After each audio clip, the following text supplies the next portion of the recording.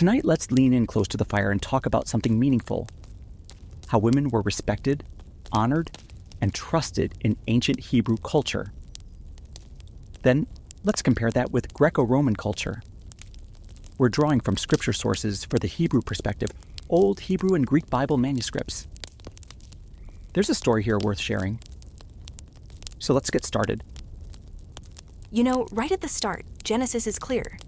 Male and female, he created them. Both carry the image of Elohim. Both share the call to fill the earth and take care of it.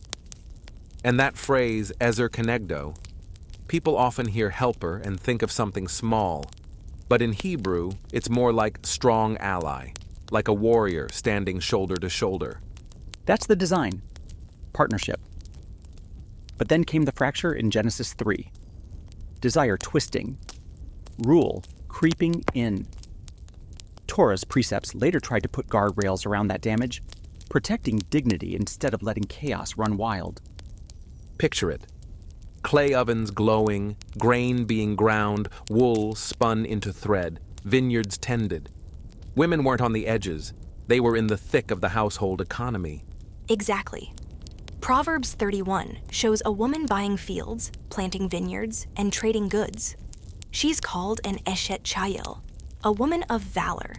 That's not just about virtue. It's courage, skill, and strength. And don't miss this. Wisdom in Proverbs speaks with a woman's voice as Lady Wisdom calling out in the streets.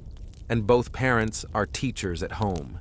Even in the Song of Songs, it's the woman's voice leading. Desire and delight. Bold, not passive. The precepts of the Torah might sound harsh to modern ears, but inside their world, they built fences to keep people safe. Take Exodus 21:10 and 11. A husband had to provide food, clothing, and onash, marital love. If he didn't, she was free to go. And war captives? Deuteronomy says no exploitation. She's given time to mourn. If dismissed, she goes free. It cut against raw power. Inheritance, too. Daughters could inherit land when there were no sons. Widows and orphans? Yahweh himself promised to defend them. And women's vows mattered. They stood unless annulled immediately. There were also laws to deal with assault, seduction, and slander, meant to guard the vulnerable. Even the strange adultery ordeal in Numbers 5 pulled judgment out of men's hands and placed it with Yahweh. And don't forget, women could take the Nazirite vow. Some even served at the entrance of the tent. They were part of the sacred life. Let's not leave this in the abstract. Think of the names, the stories. Miriam, prophet, leader, singer. Deborah, judge, prophet, and mother in Israel. Hannah, crying out to Yahweh and then singing her theology. Abigail, a quick-witted diplomat who saved lives. Ruth and Naomi, their loyal chesed turned sorrow into a legacy. Huldah, whose prophetic word anchored a king's reform. Esther, stepping into danger to save her people. The Shunammite woman, bold enough to demand a miracle. And the Proverbs 31 woman, running an enterprise while clothing her house with strength. The prophets had fire in their bones. They condemned anyone crushing widows or mothers. Isaiah, Amos, Micah, they roared against injustice. And then Hosea, whispering Yahweh's promise, I will betroth you to me forever, in righteousness and compassion. Marriage as covenant restored, tender, faithful, just.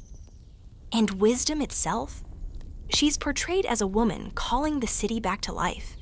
The Psalms carried the cries and hopes of women, too, woven into Israel's worship. Their voices rose with the people, shaping worship itself. Then came Yeshua. He overturned expectations. He sat at a well with a Samaritan woman, making her a preacher to her whole town. He called the bleeding woman daughter. He named the bent woman a daughter of Abraham. Mary of Bethany sat at his feet like a disciple, and he defended her right to learn. Women funded his mission. And when he rose, women were first at the tomb, carrying the news. The Gospel's climax rests on their testimony. Pentecost fulfilled Joel's promise, sons and daughters prophesying. Philip's daughters did. Women prayed and prophesied in Corinth. Phoebe carried Paul's letter, called a deacon and patron. Priscilla taught Apollos. Junia was named among the apostles. Lydia and Nympha hosted churches in their homes. And Paul said clearly, husbands and wives share authority over each other's bodies. Mutuality. Submit to one another in the fear of Yahweh. Husbands called to love as Messiah loved, sacrificially. Even the tough passages in Corinthians or Timothy were about order, not cancellation. Side by side, the evidence is clear. Women prayed, taught, led, prophesied. So here's the picture we see that in Yahweh's story, women stand side by side with men, covenant partners, respected, entrusted, and called. Now let's turn our focus on how women were seen in the Greco-Roman world. This is the backdrop of the New Testament, a world of Athens and Rome, where philosophies and laws shaped life very differently than in Israel. Ready? Let's begin. In Greece, the philosophers set the tone. Plato had moments of vision. He said women could be guardians in his republic. But in other writings, he taught that cowards were reborn as women. Aristotle was harsher. He called women deformed males, lacking full rational strength. Imagine Athens, proud of democracy, shining with marble, and yet its women hidden away. A citizen woman couldn't vote, couldn't speak in court, couldn't hold office. She was always under a kyrios, a male guardian. Her honor was silence. Her virtue was seclusion. There were exceptions. Spartan women ran land, trained physically, spoke more freely. But across Greece, these were outliers, not the norm. Rome began with strict patriarchy too. In early marriages, a wife passed completely into her husband's hand, cum manu. Later, sine manu became common, where she legally stayed under her father's family. That gave her more freedom. She could own land, manage estates, even run businesses. Picture the marketplace. Women running shops, selling cloth, managing vineyards. Wealthy Roman women sponsored public works, even political careers. But still, no offices, no votes. The man ruled the household. His word was law. Rome honored the matrona, the faithful modest wife and mother. And the Vestal virgins held unique public power, but only because they gave up marriage and bore Rome's sacred fire. Greece had goddesses, Athena, Artemis, Hera. Rome had Vesta and Venus. Yet these symbols didn't bring equality. Women could join festivals like the Thesmophoria. The Vestal virgins were a striking exception. They had independence and honor, but their lives were bound to chastity vows and sacred duty. It was rare freedom, wrapped in heavy chains. Both Greece and Rome wrote patriarchy into law and morality.